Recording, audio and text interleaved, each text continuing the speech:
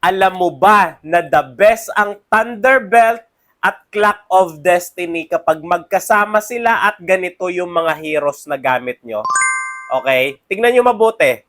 Yung Thunderbelt at Clock of Destiny, tapos yung mga heroes na yan ay mga magic type tank. Mga masasakit na tank, okay? Kaya makipag 1v1. So itong mga magic type tank na to, maganda sila lagyan ng pinagsamang Thunderbelt at Clock of Destiny. Una, ilatag ko muna sa inyo kung bakit. Kasi ang Clock of Destiny, meron siyang magic power, HP, mana, at cooldown reduction. Syempre, hindi na natin masyado iisa-isahin basta maunawaan nyo yung dahilan kung bakit. Ang Clock of Destiny rin kasi, nagbibigay rin siya ng hybrid defense. Ibig sabihin, hybrid defense ay pangdepensa sa both physical at magic damage. Okay?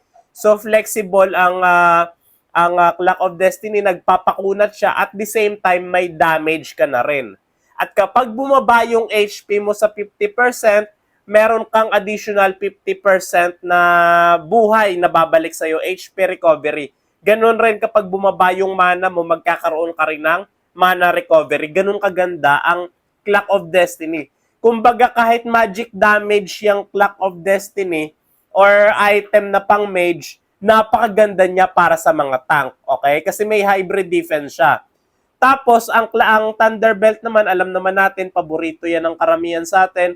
May slow effect, may nagbibigay rin siya ng physical and magic defense, movement speed, at syempre HP, at totoong true damage.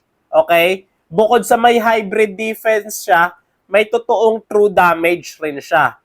Parang damage item ng mga tank ang Thunderbelt. Ang ano naman, samantalang ang Clock of Destiny naman, parang magic damage item siya ng mga tank.